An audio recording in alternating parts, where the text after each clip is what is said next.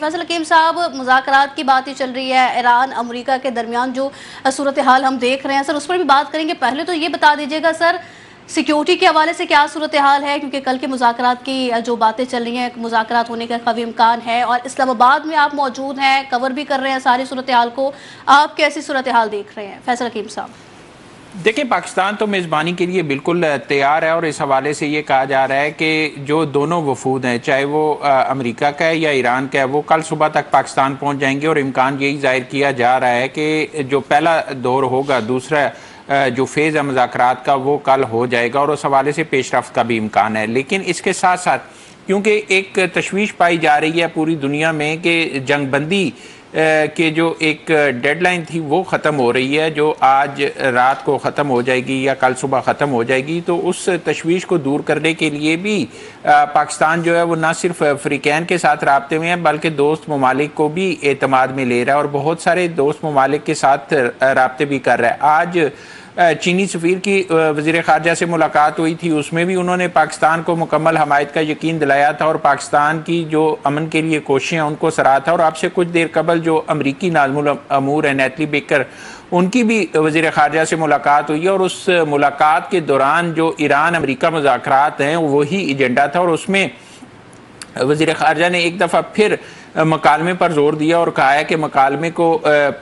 کے ذریعے جو مسائل ہیں وہ حل کیے جائیں، اور اس کے ساتھ ساتھ تو انہوں نے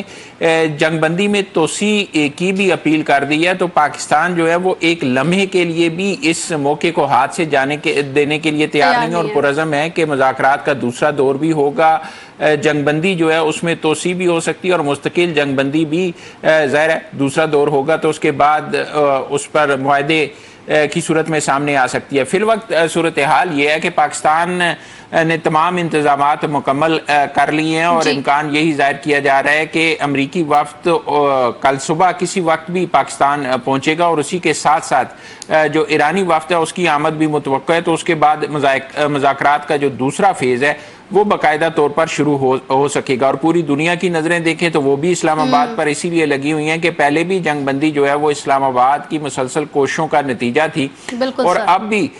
جو دوسرا دور ہونے جا رہا ہے اس سے یہ امید لگائی جا رہی ہے کہ مزید پیش رفت بھی ہوگی، جنگ بندی میں توسیع بھی ہوگی، اور مسائل کا مذاکرات کے ذریعے حل بھی نکالا جائے گا، اور اس حوالے سے اسلام آباد کا کردار جو ہے وہ بنیادی اہمیت کا حامل ہوگا، اور اسلام آباد بھی وہی کردار ادا کرنے کے لیے جس کی دنیا اس سے توقع کر رہی ہے، اور تنازع کے خاتمے کے لیے بالکل متحرک ہے، اور اپنے تمام جو دوست ممالک ہیں ان سے بھی رابطے میں ہے۔ ایران کے ساتھ بھی آپ یہ دیکھیں کہ گزشتہ روز جو